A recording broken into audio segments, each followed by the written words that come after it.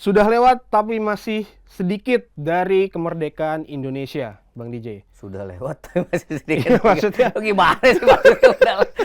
maksud gua Agustus kemarin kan nuansa kemerdekaan Indonesia Oke. gitu. Dan sekarang masih di awal September dan baru malam minggu kemarin malam puncak dari 17-an Ya. gitu. Maksud gua di halftime break kali ini gua pengen balik ke tanah air yaitu ngebahas persiapan timnas Indonesia di kualifikasi Piala Dunia yang Ya. ketiga gitu. Oke. Tapi karena lu ngomongin Indonesia, gue tambahin dikit Boleh. ya. Terima kasih untuk atlet-atlet Indonesia di Paralimpiade ya.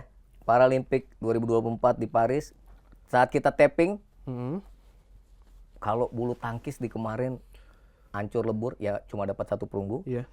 Di Paralimpiade Oh ini itu Paralimpik. iya, Iya, 1 iya. medali emas sudah didapat oleh atlet-atlet kita.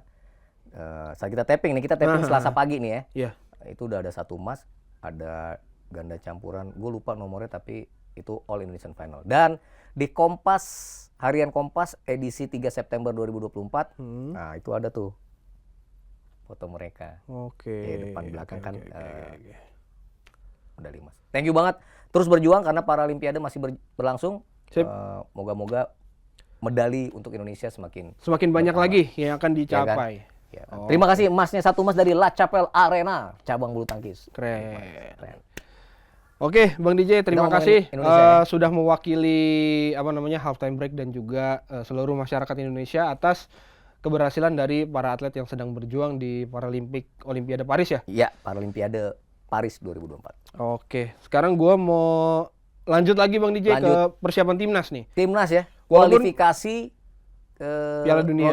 ronde ketiga Piala Piala Dunia 2026. Ya. Ingat, Indonesia, King Indo, satu-satunya wakil Asia Tenggara yang akan bertarung di ronde ketiga. Betul, tapi sebelum ke sana kemarin kita dapat kabar yang kurang enak ya. Dari berjalannya latihan timnas di Senayan sini di Oh iya, nggak jauh dari ya. Tas dari Dimas Derajat diambil orang, dibawa kabur orang, dicolong lah sama orang gitu. Sedih. Buat lo yang ngambil, tolong balikin ya. Tolong balikin. Ini pemain timnas kita mau berjuang untuk bangsa dan negara ya. Iya nih. Tolong balikin. Atau lo yang disamperin sama pihak berwajib. Keren bakal ada apa. Iya. Menurut lo gimana Bang DJ? Maksudnya Apa tas yang hilang atau gimana? iya maksud gue itu kan dari kejadian itu kan maksudnya ada dong tindak lanjut dari apa namanya, entah dari federasi, entah dari pihak manapun lah gitu maksudnya untuk mengantisipasi lagi gitu maksudnya. Ini kan tandanya bukan nggak tahu ya dibilang kelalaian, bisa dibilang kelalaian atau enggak gitu. Cuma maksudnya kok bisa gitu tas dari timnas kita loh gitu maksudnya pemain sampai timnas ya. sampai kecolongan gitu loh. Iya. Gimana Bang DJ? Lo Gini lah, ngomongin. pokoknya intinya yang namanya apes kan bisa kapan aja. Tapi memang yang tadi lo bilang, ya seyogianya ya federasi lah ya. Mungkin atau semua support system tim nasional kita ya. Moga-moga hal-hal yang kayak gini nggak terulang lagi. Nggak kejadian Nggak lagi lah ya. kejadian lagi. Iya. Ya memang ini sedikit banyak tentu akan mengganggu moral si pemain ya, Itu dia, maksud gua. kehilangan sesuatu yang barangkali juga di dalamnya banyak hal yang berharga gitu. Berharga, privasi, pribadi dan Itu lain-lain dia, itu. makanya. Tapi ya gua rasa udah ada yang mikirin lah ya kayaknya. Tapi sekali lagi yang hal-hal seperti ini memang harus diminimalisir. Minimalisir ya. Bahkan harusnya nggak ada. Harusnya Iya, nggak itu ada. dia makanya. Supaya persiapan timnas kita itu lancar Lancar dan adanya, lebih bagus maksimal adanya. lagi, iya. Tidak ada urusan-urusan non teknis seperti ini ya. Kalau menurut gue sih itu. Oke, berarti gue juga sama gitu maksudnya entah dari federasi atau tim keamanan pun ya mohon ditingkatkan lah gitu maksudnya. Ya. Biar hal-hal kayak gini nggak kejadian lagi dan biar latihan dari para pemain pun bisa fokus latihan gitu loh. Takutnya kan dengan kejadian ini entah lagi latihan mikirin tas kan jadi kepecah gitu fokusnya kan. Ya, moga-moga enggak lah ya. Moga-moga cepat balik lah. Ya. Harusnya secara mental tidak terganggu. Iya.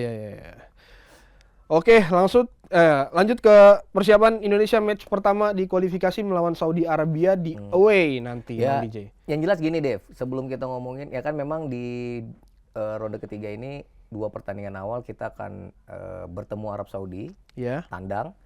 Kemudian kita kembali ke tanah air menjamu Australia di GBK, yang gue dengar di GBK. Di GBK. Di GBK tanggal 10 September ya. Kalau Iya. lawan Arab Saudi kan tanggal 6 September. Tanggal 6. Tapi justru gue pengen ngobrol sama lu ya, kalau menurut lu daftar pemain ya, 26 pemain yang sudah dipanggil Sintayong untuk 2 pertandingan pertama di kualifikasi ronde ketiga ini gitu. Ya. Yang jelas Martin Paes salah satu yang dipanggil Yang ya. terdapat di list. Iya, salah satu yang dipanggil. Jadi menurut gua barangkali bisa jadi slot dia ya. Apalagi kan kalau nggak salah kemarin di Amerika Serikat di MLS dia baru menghadang penalti lah ya. Walaupun Dallas timnya kalah gitu, tapi dia Iya. bisa menghalau tendangan penalti lawan gitu.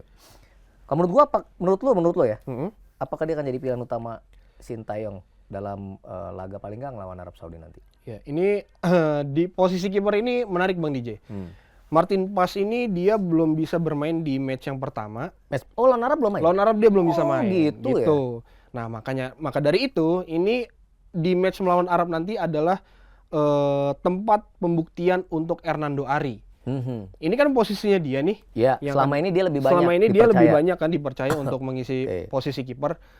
Kalaupun Hernando Ari bermain bagus nanti lawan Saudi Arabia, gua rasa melawan Australia sekalipun kemungkinan Hernando Ari yang akan dipasang. Menurut gitu gua, iya. Karena Oke. walaupun Martin Paes sudah ada, sudah memberikan persaingan di posisi kiper.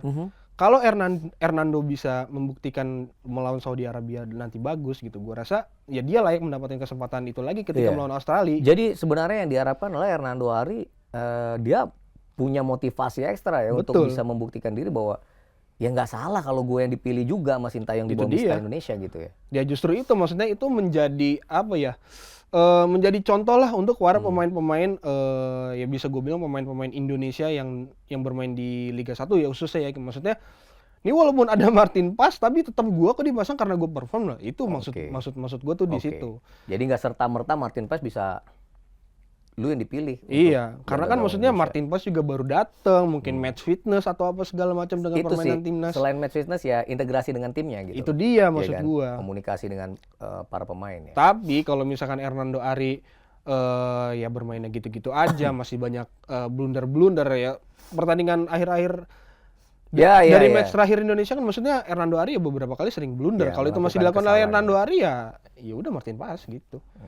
Gitu sih ke Bang DJ untuk di posisi kiper, tapi kalau so far kan kita masih mencari striker nih. Ya kan masih berburu striker, beberapa nama udah ada yang ingin direalisasikan lah atau masih menjadi gosip gitu. Tapi kalau gua ngelihat sih lawannya Saudi Arabia yang selalu langganan ya di Piala Dunia juga. Terakhir mereka ke Qatar dan di Qatar sempat ngalahin Argentina. Itu dia. Maksud gua ini ya sulit sih gitu. Maksud gua tapi harapannya ya kita bisa mencuri poin di sana. Iya. Entah gimana Imbang pun gitu ya. caranya ya. Imbang ya buat gua masih bisa Nah sih. makanya gini, kalau lu ngomongin ngelawan Arab Saudi, yang pasti mereka akan bermain di kandang sendiri, punya motivasi tinggi untuk bisa menang atas Indonesia. Yang di atas kertas juga mereka lebih diunggulkan. Iya betul. Berarti kan kita harus ngomongin soal lini pertahanan Indonesia, Dave. Yang gue denger kan Jordi Amat tidak bisa tampil. Oh, gua Tidak bisa nggak dengar tampil. malah itu. Tapi kita ada Jaises tuh. Itu dia. Iya kan? Yang pekan lalu atau 2 pekan lalu kan booming tuh, ya kan, di Indonesia kan? Iya. Di Twitter kan, menjadi pemain pertama Indonesia yang bermain starter. Di Serie A. Iya kan, di Serie A bersama Venezia gitu. Iya. Ya lu sendiri menurut lu gimana dengan lini pertahanan kita? Ya anggaplah di belakang mungkin Jay Ises yang dipasang, terus Justin Hubner dan juga Rizky Ridho. Justin Hubner juga gue denger nggak bisa dipasang ya? Masa? Yang gue denger ya. Oh. Gue lupa ada yang salah satu antara Justin Hubner dan si Jordi Amat, satu akumulasi kartu, yang satu mungkin kondisinya sedang tidak fit. Yang gue dengar itu ya. Makanya gue bilang ini Jay Ises di belakang sama si Rizky ya. Rizky Ridho kali ya. Kalau gua ya ketika terakhir melawan Vietnam atau apa ya kalau gua nggak salah. Itu yang jelas Jay Itzes, Justin Hubner sama Rizky Ridho. Iya. Nah ini tergantung dari style yang akan dimainkan oleh Sintayong nih. Kalau misalkan lebih menyerang, mungkin di fullback kirinya itu mungkin akan dipasang Calvin Verdong. Ya. Di Dia kanan. juga kemarin di Eredivisie main bagus kan? bagus. Iya, walaupun timnya kalah gitu, tapi dia cukup baik lah. Iya, di kanannya Asnawi. Ya itu untuk backnya ya udah firm. Kalau gua lebih baik seperti itu gitu loh. Karena Jordi Amat berkali-kali dikasih kesempatan ya sering melakukan blunder, kartu merah. Iya. Nah itu kayaknya dia kayaknya kalau Jordi Amat tuh akumulasi kartu deh kalau nggak Iya salah. mungkin ya, Iya mungkin kan? ya gitu. Karena gua selain Martin Paes, gue justru belum menemukan update tentang siapa aja yang belum bisa main, siapa aja yang bisa main gitu kan. Jadi gua rasa kalau misalkan kita bermain dengan full squad, ya realistisnya ya harusnya kita bisa menahan Arab ya. Ya paling nggak memberikan perlawanan, nggak gampang ditembus. Oh kalau gitu itu kan. iya. Ya gue sih berharap kematangan dan pengalamannya si Jesus di lini pertahanan tuh menular gitu dalam pertandingan nanti gitu kan. Lu masih inget dong waktu pas lawan siapa yang lawan Vietnam gue rasa ya, yang dengan tenang bola di jantung pertahanan di Oh iya kan? lawan Vietnam lawan Vietnam. Ya moga-moga itu cukup baik gitu loh, bisa ditularkan gitu. Itu dia kalau untuk lini belakang pilihannya memang udah banyak dan gua nggak begitu khawatir lah gitu, apalagi ditambah ada Martin Paes juga kan. Untuk lini tengah Tom Haye dan Ivar Yener harusnya bisa bermain dan cukup oke juga harusnya. Nathan Choaon juga. Ditambah Nathan Choaon juga kan gitu. Biasanya kalau kemarin itu ya melawan Filipina kan terakhir si Tom Haye dan Nathan dan ya bermain oke gitu. Justru permainan kita, lini tengah kita dikontrol oleh Tom Haye gitu. Tapi kan balik lagi gitu, maksud gua ini lawannya Saudi Arabia gitu, maksudnya ya kita tahulah tim-tim dari Timur Tengah ini bermain lebih fisikal, lebih high intensity gitu. Iya, dan Arab Saudi ini tim dari negara yang sebenarnya secara level emang lebih tinggi ya. Kita sebenarnya juga nggak kita sering lah menghadapi tim-tim Arab Saudi ya. Tim-tim dari Jazirah Arab ya, dari Timur Tengah ya. Tapi kalau menghadapi kayak Kuwait gitu ya, atau Lebanon, atau Yaman, mungkin kita masih optimis gitu. Cuma kalau Arab Saudi memang levelnya sudah lebih tinggi dan langganan Piala Dunia gitu. Cuma gue sih berharap ini Dev, si Profesor ya, Tom Haye tuh tampil baik nanti. Apalagi lapangannya kan bagus. Yang di rumput kemarin GBK aja dia bisa main oke kan? Iya. Besok kan dia moga-moga bagus ya, nggak usah khawatir beset-beset kakinya lagi. Nggak usah khawatir lututnya beset ya. Iya, yang penting menurut gua dia juga udah tahu lah bermain dengan Nathan Choaon di tengah, dengan Ivan Jenner ya kan. Kemudian bagaimana bola akan dialirkan ke depan gitu kan. Nah di depan pilihannya itu tadi ya, mungkin Orat Mangun, terus Marcelino sama Rafael. Ya Rafael Struijk ya dipanggilnya. Yang pemain mudanya nggak dipanggil ya? Yang U20 kemarin siapa, gue lupa namanya. Jens Raven. Kayaknya nggak dipanggil ya? Kayaknya nggak dipanggil sih. Nggak ada nama dia. Iya. Itu dia maksud gue kalau gue sih dari tengah sampai depan itu masih oke. Tinggal depannya aja nih. Maksudnya nggak usah.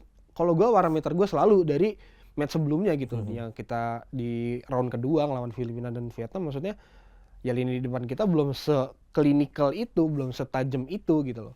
Mungkin PR ya saat ini yaitu di lini depan. Lini depan ya. Karena melawan Arab ya gue sih realistis ya, maksudnya ya udah kita akan bermain bertahan, banyak main bertahan, ngandelin serangan balik. Iya. Nah, bagaimana lini depan bisa memanfaatkan serangan balik itu dengan efektif? Ya, kalau gue percaya gini lah, dalam pertandingan kan mau gimana pun, sesedikit apapun peluang kalau kita bisa optimalkan ya itu bisa jadi sesuatu yang berharga kayak gitu kan. Yang jelas sih memang ini kan kualifikasi ketiga ini kan kita akan bertanding 10 kali ya, home and away ya. Dan ini pertandingan pertama di kandang Arab Saudi ya. Ya menurut gue yang penting Sintayong dan pasukannya tuh nggak demam panggung lah, dan nggak kaget lah gitu ya. Ya Arab sekali lagi jauh lebih diunggulkan gitu ya. Jadi kalau kalah ya mungkin wajar. Tapi kalau lu bisa bermain dengan nggak kalah, fisik terutama ya. Fisik nggak kalah, ya menurut gue sih harusnya ya kenapa enggak gitu ya? Ada colongan-colongan. Ya barangkali Arab Saudi nganggap enteng, kemudian ada celah yang bisa kita manfaatkan, pemain kita juga cepat ya kan? Pemain kita Diharapkan juga cepat. begitu karena Iya kan? dari Piala Asia U23 kemarin gitu. Maksudnya kita selalu mengharapkan kalau kita nih harus diremehkan gitu. Maksudnya biar nanti ketika di lapangan kita membuktikan kalau apa yang lu omongin itu Nggak benar. nggak benar. Kita segrup sama siapa aja sih, Dev? Selain Arab Saudi? Saudi Arabia, Australia, Australia, Jepang. China, Jepang nggak? Seinget gue Jepang di grup Enggak ya? A kalau nggak salah. Cina, Bahrain ya? Bahrain, Iya ya? Bahrain. Indonesia, Arab Saudi, Aduh, Australia, Cina, Bahrain. Satu lagi dong. Jepang deh kayaknya. Jepang ya? Coba dicek ya. Jepang bukan sih? Ya tapi intinya ya mau siapapun lawannya emang berat-berat semua di grup ini gitu ya. Itu dia. Ya kan? Kalau kan yang lolos 2 pertama ya, 2 paling tinggi pertama kan. Iya, jadi 2 paling tinggi itu udah otomatis lolos ke Piala ya, Dunia. yang nomor 3, 3 4 ada ronde kualifikasi lagi gitu playoff. kan. Paling enggak berarti kita di nomor 4 ya kalau masih mau lanjut Realistisnya. ya. Oke. Siapa satu lagi timnya? Jepang kayaknya. Iya, ya lu tadi lu bilang bukan. Nggak nemu, sekarang lu nggak bilang. nemu. Ya lalu cari gimana sih gua. Ntar ya. Setahu gua Jepang deh. Indonesia. Kualifikasi itu ya. Ya pokoknya gitulah ya. Tapi kalau gua menurut gua ya dari Arab Saudi kemudian ketemu Australia ya 2 laga yang nggak mudah. Arab Saudi juga langganan tim Piala Dunia kan. Iya, Iya itu kan? dia. Pokoknya kita di Iya Jepang kan? Iya Jepang, kan? Jepang. iya. Kita di grup neraka. Neraka buat kita, buat mereka mungkin enggak sih. Gini. Kalau yang pengen gua sampaikan tuh kita realistisnya ada di peringkat 3 atau 4. Gitu. Kita seperti yang tadi gue juga udah bilang, ketika kita bermain tandang mau lawan siapapun itu realistis mindset kita harus bisa curi poin. Either menang ataupun seri. Kandang. Tandang Kita harus curi. Ya enggak loh, gila lo ngelawan tim-tim gitu. Lah, Realistisnya kalau gue ya, kalau gue ya gue nggak mengecilkan timnas Indonesia. Cuma gue menjaga ekspektasi. Kalaupun lo kalah, lu nggak kalah gede dan tidak kalah dalam permainan. Syukur-syukur lo bisa seri, syukur-syukur bisa menang. Ya lo mau ngelawan Jepang, Australia, Cina, Bahrain, Arab Saudi di kandang mereka. Ya kita ngomong Jepang, Australia, Arab Saudi, Cina. Ini 4 ini negara udah pernah ke Piala Dunia. Oke. Bahrain oke lah kita pernah menang. Pernah menang waktu Piala Asia 2007 ya kalau nggak salah tuh di GBK. Tapi kan itu tahun 2007. Kita pernah dibantai juga 10-0 sama Bahrain.